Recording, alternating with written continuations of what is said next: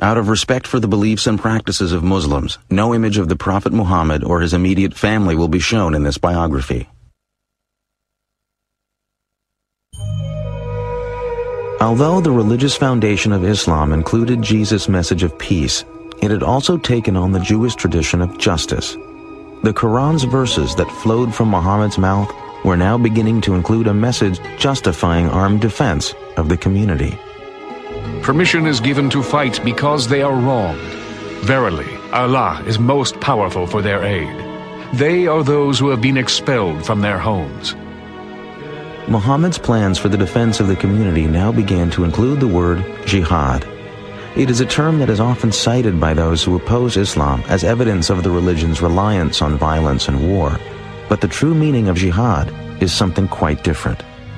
Jihad comes from the Arabic root jahada, which means struggle. It is consistently referred to as a struggle for the sake of God. If the jihad is financial, you respond financially. If the jihad is violent, you respond violently. And these become ways, again, of reestablishing peace. But in history, that notion of jihad then comes to be appropriated and hijacked at a very early period by extremists, and that then connects to what extremists like Osama bin Laden and Al-Qaeda do much later on, taking this concept of jihad to legitimate what they choose to do. Muhammad had spoken about jihad while the Muslims still lived in Mecca.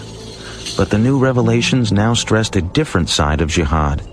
They came at a time when Muslims in Medina were fighting for survival, for most had not been permitted by the Quraysh to leave Mecca with any valuables.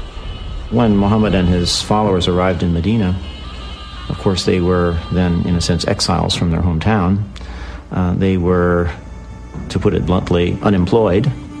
They didn't have any obvious source of support. They weren't date farmers, and all the available land in this agricultural settlement was already spoken for. So they began to make raids.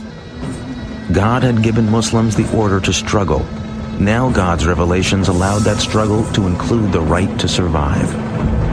And so you also see the way in which jihad then comes to be defined as the right and indeed at times the obligation of Muslims both as individuals and of the Muslim community itself to defend itself, to engage in defensive warfare. Armed with the Quran's approval of defending their community, Muhammad chose a traditional Arab solution: defend yourself by attacking.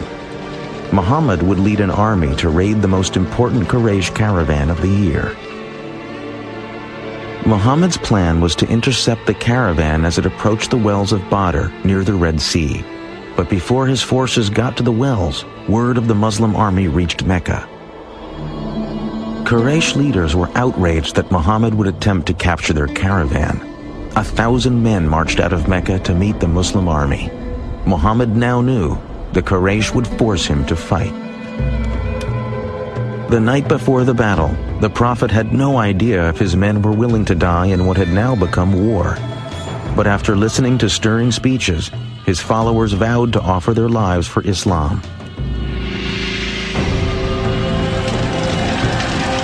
The Quraysh army outnumbered the Muslims by 3 to 1. But as the battle began, Muhammad revealed he had a great sense of tactics, and his warriors fought with ferocity. The Quraysh leaders had believed a show of force would be enough to defeat the Muslims. But by midday, it was the Meccan army that panicked and fled the field. The dedication and cohesiveness of the Muslim army had saved Islam. Now Islam would reveal itself to be not only worthy of victory, but capable of compassion as well. After the first victory that the Muslims achieved at the Battle of Badr, the Muslims began in the usual Arab way to kill all the survivors, and Muhammad immediately had a revelation to say, no, this must stop. There must be no killing of survivors. Muhammad had set his eye on a more distant goal. The Muslim warrior's enemy of today must tomorrow become his brother in faith. Say to those who are captives in your hands, if Allah findeth any good in your hearts, He will give you something better than what has been taken from you, and he will forgive you. The victory at Badr had great consequences. After the battle, converts from all over Arabia began to flock to Medina. Like the Muslims, these converts saw the victory as a sign of God's salvation and protection, similar to God's parting of the Red Sea for the Israelites. The Battle of Badr has enormous significance to the Muslim community, and I think that was the first political act that was successful, which cemented the vision or the dream that Islam could establish a community. Islam could become a civilization. For 3 more years, the Quraysh army would try and destroy the Muslim community. They would win some battles, but always Muhammad and his followers struggled and survived as their numbers continued to grow. As the Meccan army struggled home after a final unsuccessful battle, their leader was at last forced to admit, "Every man of sense now knows Muhammad has not lied."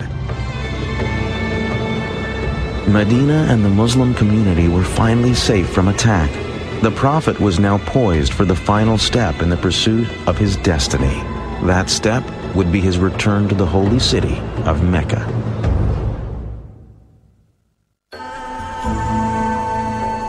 Muhammad's life in Medina was austere but comfortable. He had few possessions but wanted for nothing. He lived in quarters attached to the mosque, usually spending each night in the room of another of his wives. Muhammad's wives were a diverse group. One was a Jew, another a Bedouin. One was even his cousin. Most were chosen for various political reasons, but a few, such as his third wife Aisha, were clearly matters of the heart. Muhammad now told his followers that revelations from God said each man was permitted to take no more than 4 wives, and the husband was required to treat them all as equals.